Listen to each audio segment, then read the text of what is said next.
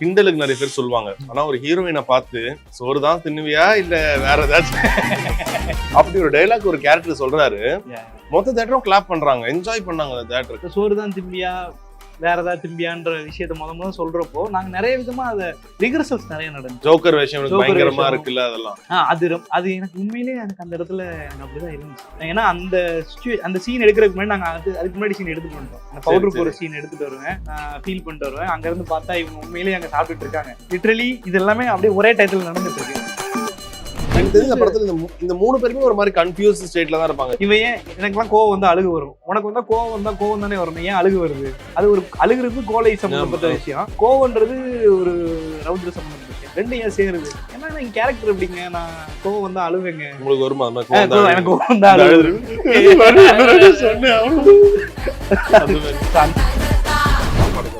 போயிடலாமா ஊருக்கு? அந்த மாதிரி நிலைமை வந்திருக்கு. நிறைய தடவை தோணி இருக்கு திரும்பி போயிடலாம், நமக்கு வரலையோன்னுலாம் தோணி இருக்கு. நடிக்கவும் வரல, அதனாலதான் சான்ஸ் வரல. ஆனா அந்த ப்ராசஸ் வந்து அதுக்கப்புறம் தான் புரிஞ்சுச்சு. 8 வருஷம் நீ சும்மா இருந்தனாலதான் உனக்கு இந்த படத்துல இவ்வளவு மெச்சூர்டான ஒரு கேரக்டர் கிடைக்குது. அதை நீ இப்படி இவ்வளவு மெச்சூர்டா அதை ஹேண்டில் பண்ணிருக்குன்றது அதுக்கப்புறம் தான் புரியுது. எங்க ஆடிஷன் நடக்குது தெரிஞ்சாலும் நான் போய் கேட்டு ஆடிஷன் எனக்கு தெரிஞ்சிருச்சுன்னா நான் போய் கொடுப்பேன். இப்போ வரைக்கும் கடைசியா டியூட் வரைக்கும் போய் நான் ஆடிஷன் கொடுத்துட்டு தான் வந்து நீங்க ஆடிஷன் பண்ணி தான் செலக்ட். ஆமா. வைஃப் எவ்வளவு ஒரு சப்போர்ட் உங்களுக்கு? என்ன அந்த மாதிரியா? அவங்க பயங்கர சப்போர்ட். பொண்ணு அரேஞ்ச் மேரேஜ், பொண்ணு பார்க்கும்போது அப்புறம் நான் சொன்னேன் இது மாதிரி நிச்சயம் இல்லாத வாழ்க்கை, இது பாருங்க சினிமா, திடீர்னு நான் வந்து நான் ஜெயிக்கணும்னா என்ன பண்ணுவீங்க, என்ன பண்றது, 2 பேரும் ரொம்ப கஷ்டப்பட்டோம், பரவாயில்ல நான் வேலைக்கு போறேன், நான் பாத்துக்கிறேன் அப்படின்னா. ஸோ அங்கேயே இதை விட வேணும். MCR Pure Cotton Club, formals and casual shirts. Deepajothi Panchadeepam பூஜை எண்ணெய் blend of 5 Pooja oils from the house of Sunland. ரகங்கள் பலவிதம், ஒவ்வொன்றும் உலகத்தரம். தமிழக உற்பத்தியில் உங்கள் Anuj styles.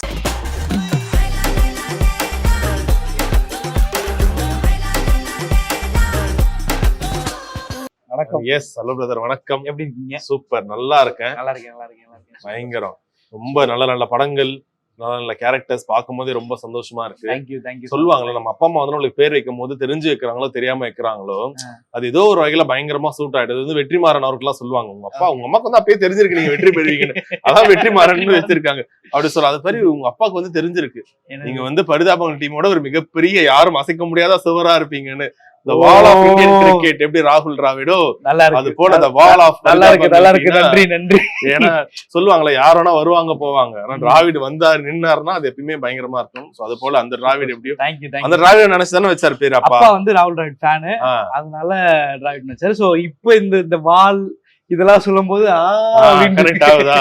Super fantastic. So இதுக்கு முன்னாடினா நான் வந்து டிராவிட் அவர்களுக்கு வந்து ஒரு வாழை விருந்துன்னு பயங்கரமா சாப்பாடு கீப்பாடு இது எல்லாமே வச்சிருப்போம். ஆனா இப்ப யார் தெரியுமா Dravid? He is US return. US ல இருந்து இப்பதான் வந்திருக்காரு. சோ அதனால இந்த கேஃபே, ஆஃப் கோர்ஸ் அது உங்களுக்கு எப்படி நார்மல் ஹோட்டல்ல கொடுக்க முடியும்? அதெல்லாம் சாப்பிட முடியாது, எங்கயாவது இலையா சாப்பிடலாமே நினைச்சிட்டு இருந்தேன். அதனால இங்க வந்துட்டீங்களே, அதனால உங்களுக்கு வந்து we love to give some pasta, tiramisu அந்த மாதிரி எது இருந்தாலும் அதை எப்படி சாப்பிடணும்னு தெரியாது, எடுத்து எல்லாம் உள்ளதானே போகுது. அந்த மாதிரி தான். சோ அந்த மாதிரி விஷயங்கள் தான் இப்ப எடுத்துட்டு வர போறோம். சோ உங்களுக்கு எந்த கலர் பிடிக்குமோ அந்த கலர் எடுத்துக்கலாம். பாஸ்தா 2 கலர் அப்படியே வைங்க, 2 பேர் ஷேர் பண்ணிக்கலாம். So this one is tiramisu.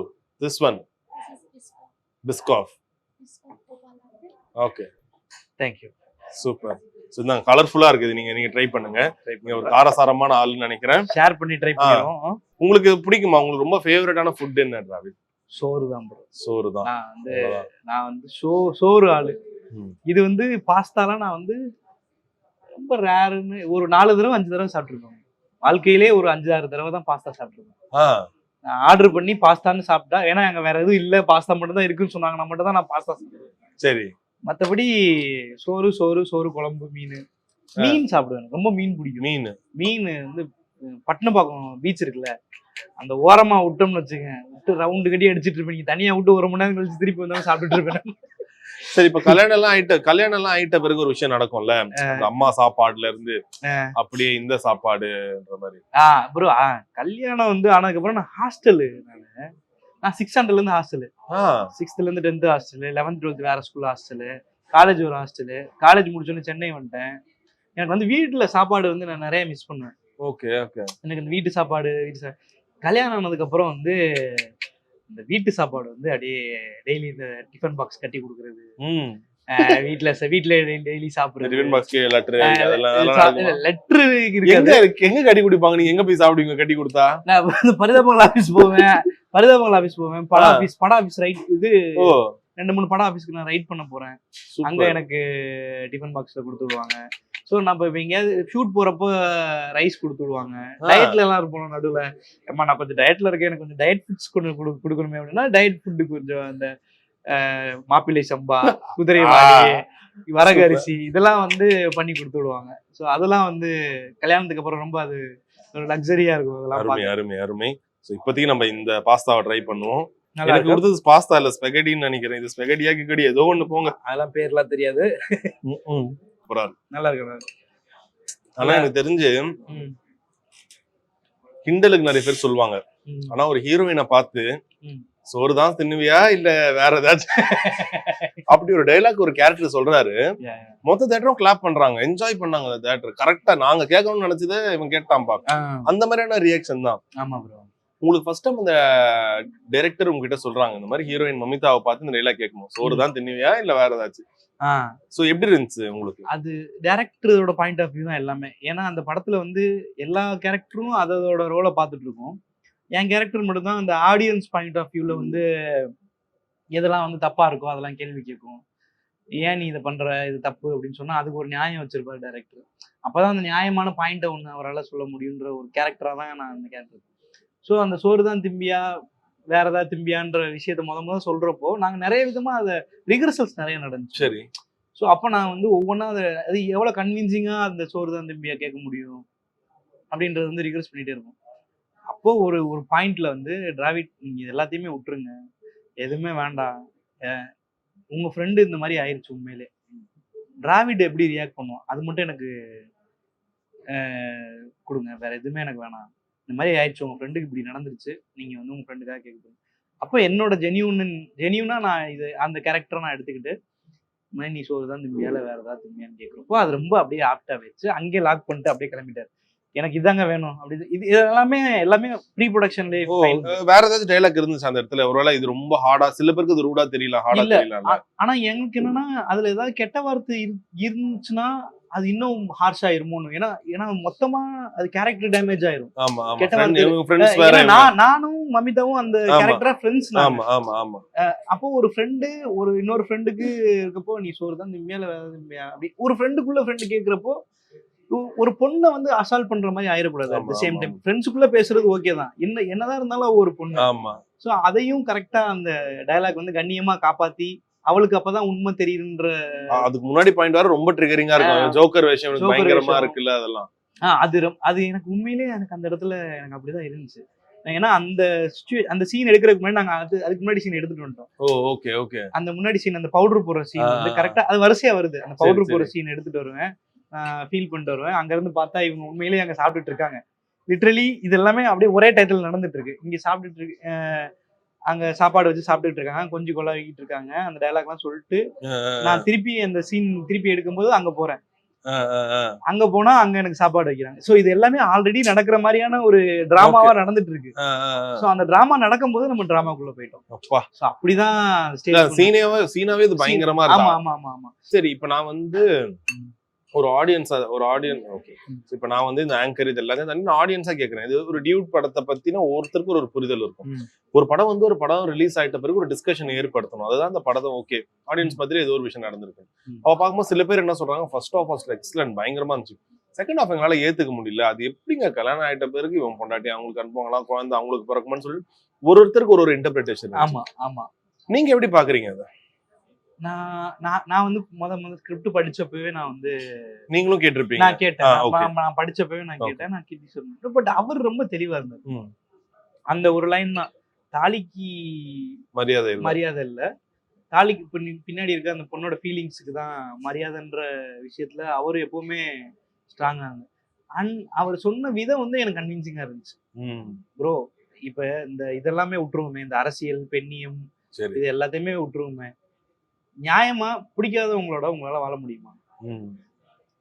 நியாயமா உங்களால ஃபோர்ஸ் பண்ணி யாரோடையாச்சும் வாழ வைக்க முடியும்னா அது ஒரு கொடுமை இல்லையா? ஒருத்தவங்களும் நம்ம அடிமைப்படுத்தி நம்ம கூடயே வச்சுக்கணும்னு நினைக்கிறது வந்து தப்பு தானே. நம்ம அது யாரு பண்ணாலும் தப்பு தான். ஒரு பேரண்ட்ஸ் பண்ணாலும் தப்பு தான், ஒரு ஹஸ்பண்ட் வந்து ஒரு ஒய்ஃப்க்கு பண்ணாலும் தப்பு தான், ஒரு ஒய்ஃப் ஒரு ஹஸ்பண்டுக்கு பண்ணாலும் தப்பு தான், அது தப்பு தான். ஸோ அந்த விதத்துல பார்க்கும்போது அந்த அவர் சொன்ன நியாயம் வந்து கரெக்டா இருந்துச்சு, ஃபீலிங்ஸ் கரெக்டா இருந்துச்சு. ஸோ அப்போ அந்த ஃபீலிங்ஸ் எனக்கு ஏத்துக்க முடிஞ்சு. ஸோ எனக்கு கன்வின்சிங்கா இருந்துச்சு. ப்ரோ ஆமா ப்ரோ, நான் எனக்கு டவுட்டா இருந்துச்சு, நான் கேட்டேன், நீங்க எனக்கு கன்வின்ஸ் பண்ணீங்க, தேங்க்யூ ப்ரோ அப்படின்னு சொல்லிட்டு வந்துட்டேன். இப்படிதான் இருந்துச்சு. எனக்கும் அதுல முரண் இருந்துச்சு. நான் கேட்டேன், அப்புறம் ஏன் ப்ரோ இது பண்ணுது, இந்த பொண்ணு ஏன் ப்ரோ இப்படி பண்ணுது ப்ரோ, அந்த பொண்ணோட கேரக்டர் ப்ரோ, அது அவர் மாதிரி கன்ஃபியூஸ்ட் கேர்ள் தான். எனக்கு தெரிஞ்ச படத்துல இந்த 3 பேருமே ஒரு மாதிரி கன்ஃபியூஸ்ட் ஸ்டேட்ல தான் இருப்பாங்க. இவங்களுக்கு வந்து ஒரு விஷயம் முடிவு எடுக்கிறாங்க, ஆனா அதோட பின்விளைவுகள் எப்படி இருக்கும் அந்த பத்தின இல்ல. ஒரு கன்ஃபியூஸ்டான ஒரு கேரக்டர்ஸ் தான். இப்ப நம்ம என்ன பண்ண முடியும்னா, இப்ப அந்த கேரக்டர் அப்படி டிசைன் பண்ணாம தான் இருக்க முடியும். அந்த கேரக்டர் அப்படி இருக்குன்னா அது அப்படியே அந்த ஃப்ளோல தான் அவர் எழுதியிருப்பாரு, அந்த டைரக்டர் அப்படிதான் அதை கன்சியூம் பண்ணியிருப்பாரு. நம்ம ஏன் அந்த கேரக்டர் இப்படி இருக்கு, இவன் ஏன், எனக்குலாம் கோவம் வந்தா அழுகு வரும், உனக்கு வந்தா கோவம் தானே வரணும், ஏன் அழுகு வருது? அது ஒரு அழுகுறது கோலை சம்பந்தப்பட்ட விஷயம், கோவம்ன்றது ஒரு ரௌத்ர சம்பந்தப்பட்ட விஷயம். ரெண்டு ஏன் சேருது? ஏன்னா என் கேரக்டர் எப்படிங்க, நான் கோவம் வந்தா அழுவேங்க. உங்களுக்கு வருமா? எனக்கு கோவம் தான் அந்த மாதிரி அது நிறைய பேருக்கு ஆகும், சோக் ஆயிடும். எனக்கெல்லாம் பயங்கரமா அழுகு வரும். நான் திட்டிகிட்டே இருப்பேன். எதனால வருது அது மாதிரி கோவம் தான், ஏன் அழுவு வருது? அது ஏதோ ஒரு எமோஷன் பண்ணி, நீங்க சைக்காலஜி பிடிச்சிருக்கீங்க, நீங்க தான் அதெல்லாம் சொல்லணும். அது எதனாலனா வந்து அது எல்லார்கிட்டயும் உங்களுக்கு அழுவு வராது. நீங்க வந்து உண்மையில உங்களுக்கு ஸ்ட்ரேஞ்சரா இருந்தா உங்களுக்கு கோவம் மட்டும் தான் வரும். நம்மளுக்கு ரொம்ப பிடிச்சவங்க கூட சண்டை போடும் போது அது அழுக வரும். அது எதனாலனா, நான் உன்னை எவ்வளவு நம்பணும் தெரியுமா, நீ போய் என்ன இப்படி பேசிட்டியே, அது வந்து அதனாலதான் அந்த 2 ஆங்கிளும் சேருதுன்னு நினைக்கிறேன். நல்லா இருக்கு, நல்ல பாயிண்ட். இப்போ கார்கார ஒருத்தன் அவன்கிட்ட சண்டை போடும்போது இது நம்மளுக்கு ரொம்ப க்ளோஸானவங்க பண்ணும்போது ஆட்டோமேட்டிக்கா அந்த ஒரு நல்ல பாயிண்ட். சோ அதுதான் அதோட கனெக்ஷன். இதான் படிச்சவங்களுக்கு. சரி, இப்போ உங்களுக்கு டியூட் படம் லைக் எண்ட் ஆஃப் தி டே யார் என்ன சொன்னாலும் சரி 100 crore கலெக்ட் பண்ணியாச்சு, படம் ஒரு பெரிய சக்சஸ், எல்லாமே ஆயிடுச்சு. உங்களுக்கு எப்படி இருக்கு இந்த படத்துல வந்து உண்மையில நிறைய ரொம்ப உங்களோட கேரக்டர் எல்லாருக்கும் பேசப்படுது, தியேட்டர்ல உங்களுக்கு கைத்தறப்படுது, எவ்வளவு சந்தோஷமா இருக்கா சார் ஆக்டர்? உங்களுக்கு இதுதானே ஆசை? எனக்கு அதான் லிட்டரலி வந்து ஒரு நாம எதுக்கு சென்னைக்கு வந்தோம், நம்ம என்ன சினிமால பண்ணணும்னு நினைச்சோம், முத நான் ஏன் ஸ்டேஜுக்கு ஏறணும்னு நினைச்சேன், அந்த கிளாப்ஸ் முத ஸ்டேஜ்ல ஏறி நமக்கு வந்து அப்பத்துல இருந்து சினிமா தான் எனக்கு தெரியல ப்ரோ. நான் வந்து காலேஜுக்கு வர்றப்பதான் அந்த கிளாப்புக்கு அந்த கிளாப்ஸுக்கு எனக்கு ரொம்ப பிடிச்சிருக்கு. அது எனக்கு ஒரு மாதிரி ரொம்ப என்ன சொல்லுவாங்க, போதை, எல்லாருக்கும் ஒவ்வொரு போதைன்ற மாதிரி எனக்கு அந்த கிளாப்ஸுக்கு போதை இருக்குன்றது எனக்கு காலேஜுக்கு வர்றப்பதான் தெரியும். எனக்கு நடிக்கணும்ன்றது வந்து நான் ஸ்கூல் படிக்கும் போதுல இருந்து எல்லா காலேஜ் டான்ஸ்ல டான்ஸ் ஆடி இருக்கேன், நடிச்சது இல்லை. எனக்கு அதனால நடிக்கணும்னு ஆசை. எனக்கு ஏதாவது ஒரு டிராமாவில் நடிச்சிடணும், ஏதாவது ஒரு டிராமாவில் நான் வேஷம் போட்டுடணும், நடிச்சிடணும்னு ஆசை. அது காலேஜ் வரும்போது எனக்கு சான்ஸ் கிடைச்சிச்சு. நாங்கள் எல்லாரும் டீமா பண்றப்போ சான்ஸ் கிடைச்சிச்சு. அப்போ அந்த கிளாப்ஸ் வந்து அதுதான் சினிமா கூட்டு வந்துச்சு. ஸோ அது இந்த டியூட் படம் மூலமா அந்த இதுல போட்டிருந்தாங்க, அறிமுகம் டிராவிட் செல்வம் அப்படின்ற பேர் பாக்குறப்போ ரொம்ப ஹாப்பியா இருந்துச்சு. இதுக்காக தானே நம்ம சென்னை கிளம்பி வந்தோம், அது நடக்குதே அப்படின்றப்போ ரொம்ப உள்ளூரா ஒரு ஹாப்பி, ஒரு சின்ன ரொம்ப சந்தோஷம். ஏன்னா எங்க வீட்டுல எல்லாம் எங்க அப்பா அம்மா எல்லாம் வந்து நான் வந்து 8 வருஷம் ஆச்சுல, 8 வருஷம் என்னன்னு சொல்லிட்டு வந்தீங்க நீங்க ஊர்ல? ஒரு வாரத்துல திருப்பி வந்து 8 வருஷம் ஆச்சா? 8 வருஷம் ஆச்சு. ஆமா, நான் ஒரு வாரம் தான் எனக்கு டைமிங், நான் அதுக்குள்ள ஏதாவது பண்ணலன்னா நான் திருப்பி வந்துடுறேன் அப்படின்லாம் சொல்லிட்டு வந்தேன். அப்படின்னு சொல்லிட்டு வந்தப்போ அவங்களும் எக்ஸ்பெக்ட் பண்ணிட்டே இருக்காங்க, அவன் டைம் ஆகிட்டே இருக்கு, நாள் போய்கிட்டே இருக்கு, எப்படா என்னடா. பட் இந்த இன் பிட்வீன் வந்து எப்பவாச்சும் உங்களுக்கு என்னடா அது இவ்வளவு கஷ்டமா இருக்கு, காசு கஷ்டமா இருக்கு, சாப்பாடு கஷ்டமா இருக்கு, போயிடலாமா ஊருக்கு, அந்த மாதிரி நிலைமை வந்திருக்கா? நிறைய தடவை தோணி இருக்கு, திரும்பி போயிடலாம், நமக்கு வரலையோன்னுலாம் தோணி இருக்கு. எதனால? நம்ம இவ்வளவு நாளா ஒண்ணு பண்ணிருக்கோம், நம்ம படம் நமக்கு இன்னும் ஒரு படம் வாய்ப்பு கூட வரல, நம்ம நிறைய இடத்துல போய் பேசுறோம், கேட்குறோம், நமக்கு வரல போல, நமக்கு வரல, நடிக்கவும் வரல, அதனாலதான் சான்ஸ் வரல. ஆனா அந்த ப்ராசஸ் வந்து அதுக்கப்புறம் தான் புரிஞ்சுச்சு. நீ 8 வருஷம் நீ சும்மா இருந்தனாலதான் உனக்கு இந்த படத்துல இவ்வளவு மெச்சூர்டான ஒரு கேரக்டர் கிடைக்குது, அதை நீ இப்படி இவ்வளவு மெச்சூர்டா அதை ஹேண்டில் பண்ணிருக்குன்றது அதுக்கப்புறம் தான் புரியுது. ஆனா அந்த டயத்துல வந்து நமக்கு ஒண்ணுமே கிடைக்கல, எனக்கு என் வாழ்க்கையை போச்சு. நீங்க போவீங்களா ரவிட், ஏதாச்சும் ப்ரொடக்ஷன் ஹவுஸ் அந்த மாதிரி போவீங்களா? நான் போயிட்டு எங்க ஆடிஷன் நடக்குது தெரிஞ்சாலும் நான் போய் கேட்டு ஆடிஷன் எனக்கு தெரிஞ்சிருச்சுன்னா நான் போய் கொடுப்பேன். இப்போ வரைக்கும் கடைசியா டியூடு வரைக்கும் போய் நான் ஆடிஷன் கொடுத்துட்டு தான் வந்து நீங்க ஆடிஷன் பண்ணி தான் செலக்ட் ஆமா எல்லாம் நான் வந்து எனக்கு கேட்டாங்கன்னா நான் கொடுத்துருவேன். அதாவது நான் இந்த இது கிடையாது, நான் ஆல்ரெடி நான் எக்ஸ்பீரியன்ஸ் ஆச்சு என்கிட்ட ஏன் நீங்க கேக்குறீங்க? அதெல்லாம் கிடையாது. எல்லாம் எப்படி கேட்டாலுமே நான் வந்து போயிட்டு எனக்கு நான் இதை நான் கொடுத்துட்றேன். உங்களுக்கு பிடிச்சிருந்துச்சுன்னா நான் பண்றேன், உங்களுக்கு கன்வின்சிங்கா இருந்துச்சுன்னா நான் அது பண்றேன்னு தான் சொல்லுவேன். சோ உங்க வைஃப் எவ்வளவு ஒரு சப்போர்ட் உங்களுக்கு? கல்யாணம் ஆகி ஒரு 2 வருஷம் நிறைய வாட்டி சொல்லிட்டோம் வைஃப் இல்ல அதனால உங்களுக்கு ஆட்டோமேட்டிக்கா வருது இல்ல, நீங்க சொல்லும் போது உங்களோட சாப்பாடுனாலும் வைஃப் முன்னிலையில இருக்காங்க, திட்டுனாலும் முன்னிலையில இருக்காங்க. சோ எவ்வளவு ஒரு சப்போர்ட் உங்களுடைய ஒரு என்ன அந்த மாதிரியா? அவங்க பயங்கர சப்போர்ட். நான் தான் கல்யாணம் பண்ணும்போது பொண்ணு அரேஞ்ச் மேரேஜ், பொண்ணு பார்க்கும்போது 2-3 விஷயங்கள் தான் பேசணும். பேசினப்போ இது உங்களுக்கு ஃபோர்ஸ் கல்யாணமா இல்ல வந்து உங்களுக்கு இஷ்டம் உள்ள கல்யாணம் கேட்டீங்களா? அதெல்லாம் கேட்டுருந்தாங்க. இல்ல எனக்கு கல்யாணத்துல இஷ்டப்பட்டு தான் நான் கல்யாணம் பண்றேன் அப்படின்னாங்க. அப்புறம் நான் சொன்னேன் இந்த மாதிரி நிச்சயம் இல்லாத வாழ்க்கை இது, பாருங்க சினிமா, திடீர்னு நான் வந்து நான் ஜெயிக்கணும்னா என்ன பண்ணுவீங்க, என்ன பண்றது, 2 பேரும் ரொம்ப கஷ்டப்படணுமே, பரவாயில்ல நான் வேலைக்கு போறேன் நான் பாத்துக்கிறேன் அப்படின்னாங்க. சோ அங்கேயே இதை விட என்னடா வேணும், நீங்க வேலைக்கு போறீங்களா, நல்லா இருக்கு. சினிமாக்காரனுக்கு வேற இதை தாண்டி வேற எதுவுமே தேவைப்படாதுன்னு தோணுச்சு. நார்மல் பீயிங்கே வேற எதுவும் தேவைப்படாது. ஒரு சினிமாக்காரனுக்கு இது இன்னும் பெரிய பிளஸ். ஏன்னா நம்ம எல்லாருமே அதை நினைச்சுதான் பயந்துகிட்டு இருப்போம், எங்க நம்ம லைஃப்ல ஜெயிக்காம போயிட்டோம்னா நம்ம ஃபேமிலியை எப்படி பாத்துப்போம் அப்படின்ற ஒரு பயம் இருந்துகிட்டே இருக்கும்ல. சோ அந்த பயத்தை போக்குற ஒரு பொண்ணு நம்ம லைஃப்ல வரப்போ ஹாப்பி. அதுதான் என் துணைவியா. சூப்பர். அவங்க என்ன பண்றாங்க இப்போ தெரிஞ்சுக்கலாமா? அவங்க வந்து இப்போ அவங்களுக்கு ஃபேஷன் ரொம்ப பிடிக்கும். ஸோ அவங்க டிப்ளமோ இன் ஃபேஷன் படிச்சுட்டு இருக்காங்க. அவங்களுக்கு இந்த ஆரி ஒர்க்லாம் கத்துட்டு இருக்காங்க. டெய்லர். அடுத்த படத்துல உங்களுக்கு அவங்க டிசைனரா அவங்க வந்துருவாங்களா ட்ரெஸ்ஸுக்கு? அவங்க என்ன விட ஒரு பெரிய ஆர்டிஸ்ட்க்கோ அவங்களுக்கு எல்லாம் பண்ணிட்டு அதுக்கப்புறம் எனக்கு வரலான்ற ஒரு ஆசை தான். பட் அவங்களுக்கு பிடிச்சதை பண்றாங்க, நல்லா பண்றாங்க. ஸோ அதை என்கரேஜ் பண்ண வேண்டியது என்னோட கடமை. அதுக்கப்புறம் அவங்க என்ன பார்த்துப்பாங்கன்ற ஒரு நம்பிக்கை. ஸோ இது எல்லாமே இதுக்குள்ள இருக்கு. உங்களுக்கு என்ன ஒரு ஆசை, என் ஒய்ஃபை நான் இங்க கூட்டிட்டு போகணும், இல்ல அவங்களுக்கு நான் இதை வாங்கி தரணும், I should make her this? அப்படி இல்லை, அது கொஞ்ச நாளா தான் நான் பண்ணிருக்கேன். நான் வந்து முக்கியமான ஒரு ரொம்ப சாப்பாடு கடைகள்லாம் கூட்டிட்டு போய் ஒரு டேட் மாதிரி அவங்க கூட்டிட்டு போய் டிஃபரெண்டான, எனக்கு என்னைக்காவது சேலரி வந்துச்சுன்னா நான் அவங்களை கூப்பிட்டு போய் நான் டிஃபரெண்டான ஃபுட்டு, நான் இந்த மேஃப்ளவர் வரைக்கும் வந்திருக்கேன், இங்க கூப்பிட்டு வந்திருக்கேன் ஒரு தடவை. கூப்பிட்டு வந்து காசு மட்டும் பார்க்காம சாப்பிட்டுட்டு போயிடலாமா, அதுதான் சம விஷயம் இல்ல அந்த ஏன்னா நான் அவங்கள நான் மோஸ்டா வெளியில கூட்டிட்டு போனது கிடையாது. சரி, அது அதுக்கப்புறம் ஒரு பழக்கமா மாத்தினேன். நான் உங்களை கூப்பிட்டு போய் உங்களுக்கு எங்க போகணும்னு சொல்லுங்க, நான் அங்க வந்து கூட்டு போய் நல்ல சாப்பாடு உங்களுக்கு பில்லு பார்க்காம வாங்கி தரணும். அது ஒரு ஆசை. ஒரு காலத்துல பில்லு பார்த்தாவே வந்து நட்டல 499 ரூபா பாட்டிலே 200-300 இப்பயும் அப்படிதான் இருக்கும். அப்படிதான் இருக்கு. ஆனா அந்த ஒரு டேட்ல நாங்க பார்க்க மாட்டோம். மத்த எல்லா நாளும் சீக்கிரமா ஓட்டணும், வைக்கணும், எல்லாம் பண்ணணும். ஓகே, அந்த ஒரு நாள்ல நாங்க வந்து பார்க்காம அவங்கள வந்து ஃபாரின் ட்ரிப் கூட்டிட்டு போகணும்னு ஆசை. அவங்களுக்கு ஆசை, அவங்க உங்களுக்கு கூட்டிட்டு போகணும்னு ஆசை, உங்களுக்கு அவங்க போகணும்னு ஆசை, அவங்களை கூட்டிட்டு போகணும். எந்த ஊருக்கு? தலைவி பிடிஎஸ் ஃபேனு. கொரியாவுக்கு போகணுமா? கொரியா அவங்களுக்கு வந்து அவங்க எமிலி இன் பாரிஸ் பார்ப்பாங்க. அவங்க டோட்டலா கான்ட்ராஸ்ட். அவங்க ஊரு தான் வந்து கோட்டைப்பட்டி, ஆனா அவங்க மைண்டு இது எல்லாமே வந்து இங்கிலீஷ் சாங்ஸ், பாட்டு எல்லாமே இங்கிலீஷ் பாட்டு தான் கேட்பாங்க. பில்லி ஐலிஷ் அது இதுன்னு என்னென்னமோ சொல்லுவாங்க, எல்லா பாட்டும் கேட்பாங்க.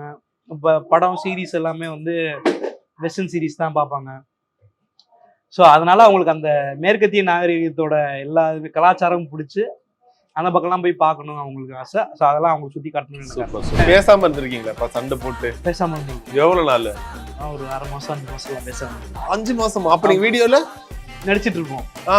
வீடியோக்காக மட்டும் வந்து பேசுவோம், சீன் பேசுவோம், சீன் பேசும்போது கண்டென்ட் பேசுவோம், கண்டென்ட் பேசும்போது ஷூட் பண்ணிட்டு ஓகே பாய் அப்படின்ட்டு போயிடுவோம். சுதாரணை லவ் பண்ணுவாரு.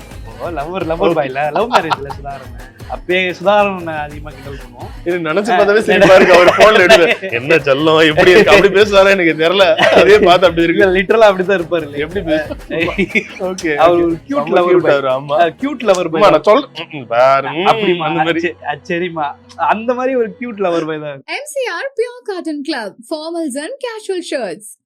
தீபஜோதி பஞ்சதீபம் பூஜை எண்ணெய் blend of 5 Pooja oils from the house of Sunland. ரகங்கள் பலவிதம், ஒவ்வொன்றும் உலகத்தரம். தமிழக உற்பத்தியில் உங்கள் அனுஜ் டைல்ஸ்.